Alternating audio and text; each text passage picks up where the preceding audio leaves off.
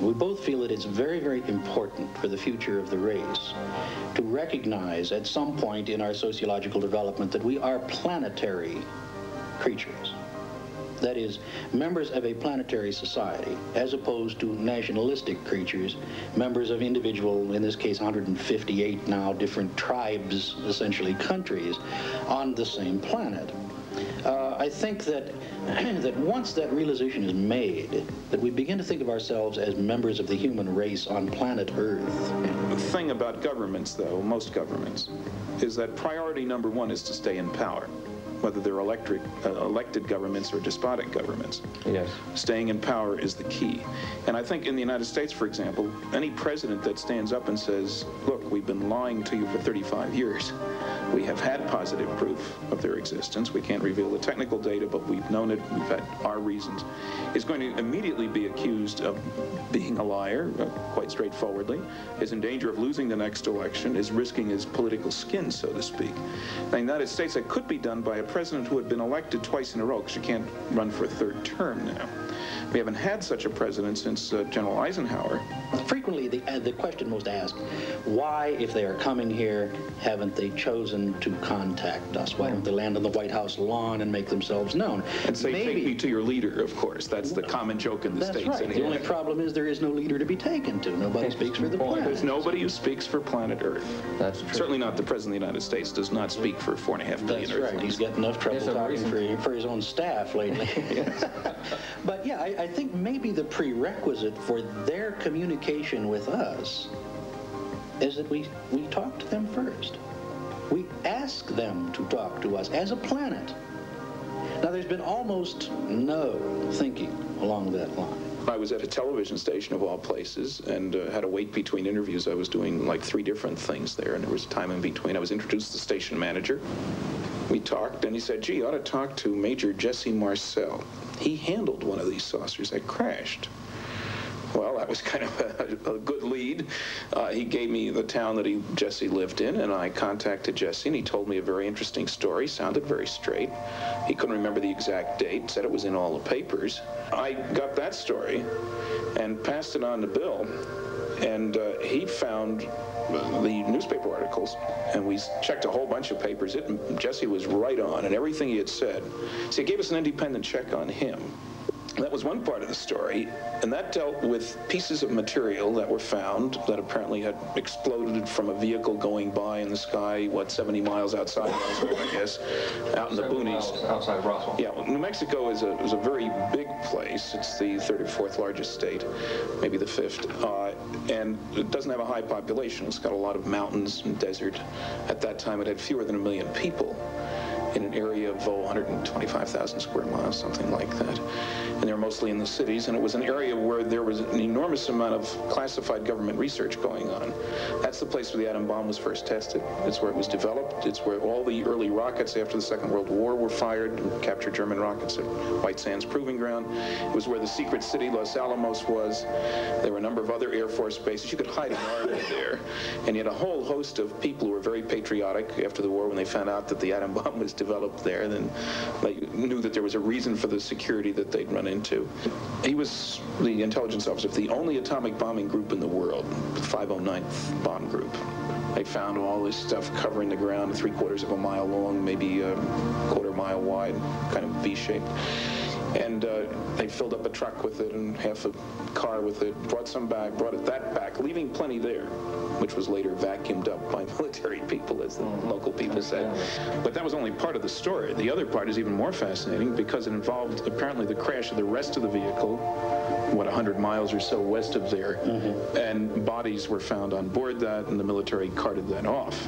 Any description of the bodies? Oh, yes. Very quickly, between 3.5 and 4.5 feet high, 85 to 95 pounds, essentially hairless, the head larger in proportion to the body than a human head would be, but not larger than a human head, widely spaced and deeply set eyes, no apparent protrusions for ears or nose, nares and ear canals present, but not the protrusions that a human would have. Very small teeth, and unusually 4 fingers instead of 5. and working in quite a different way. They seem to be articulated in the sense that they would work something like this, with this finger up here being sort of folding over these two, being less useful, but these three being the graspers. The hairs on the back of my neck were standing on end. What I was hearing couldn't possibly be true. But here, these two university-educated men, one a scientist, the other an author, believed every word they were saying.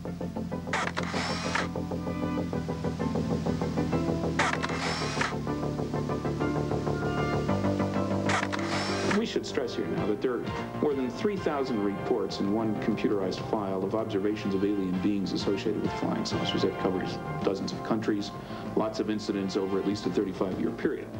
And there are no reports of creatures with 3 arms or 3 eyes or 3 legs or, you know, the science fiction kind of stuff. And I think we have to take that into account, that one must be careful how one breaks the news, so to speak. In the United States, for example, the Mormon religion has long accepted the notion of beings on other worlds. Certainly the Buddhists do, the Hindu religion does. There are some fundamentalist Christian sects in the United States, however, who are not inclined in that direction at all. I mean, this is it. And it would be very upset and disturbed. You can't just lay something as significant as flying saucers, which change our whole position in the universe, after all. It's like Copernicus. He took man out of the center of the universe, moved it one step over from the Earth to the sun. The book was banned for 300 years because it was disturbing to the high priesthood of the time. So the next generation is certainly going to know, you know, have a different perspective. But you got to be careful about that. You can't destroy what people have thought and grown up with without replacing with something that's solid and concrete. Max Planck, a German physicist, once said that new ideas come to be accepted not because their opponents come to believe in them, but because their opponents die and a new generation grows up that's accustomed to them.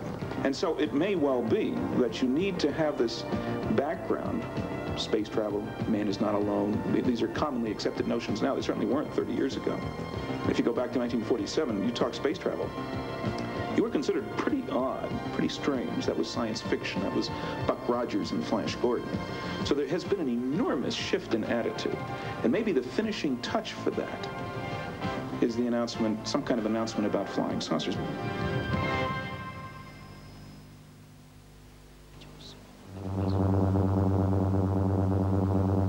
In 1959, the United States government, the Air Force, and the Army contributed to the development of a flying disc. It was constructed by A.V. Rowe of Canada and was known as the Avro Car. In the most recent configuration, with the addition of the pneumatic control booth, the vehicle displayed stable flight characteristics at a height of 3 feet and at speeds up to 30 knots. The wind tunnel test data showed, however, that the focusing ring control, though it had been developed for satisfactory hovering, was not good enough for forward flight, and that fairly extensive modifications were required to add an improved forward flight control system. Testing was therefore discontinued until the 2 vehicles could be modified in readiness for further wind tunnel and flight test programs. But those modifications were never made. The program was officially abandoned in 1962. But in effect, the Avro Car proved that a vehicle of this kind could in fact fly. Does it seem pure coincidence then that 1962 was also the year that J. Frank King applied for patent on the magneto-hydrodynamic system of propulsion?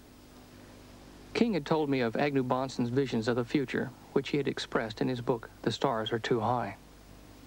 He wrote it because he was interested in a number of things that this would put before the public. One is the tremendous physical and psychological power that a country would have if it alone controlled a machine like a flying saucer. He was interested in politics, but never a politician. He was more scientific than he was politically inclined, but he was highly interested in, well, his Council of Eight that he sort of coined. The Council of Eight is a group made up of a group of 8 people drawn from the world. And these are influential people, not politically inclined people. They could be scientists, they could be other people.